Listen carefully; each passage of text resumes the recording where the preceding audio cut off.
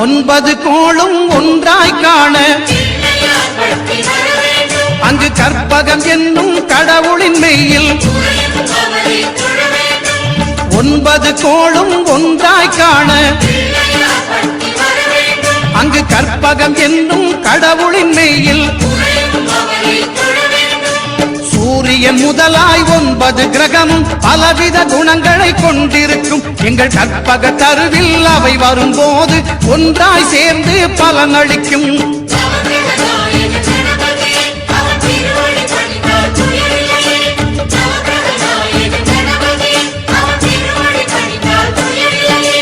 ஒன்பது கோளும் ஒன்றாய் காண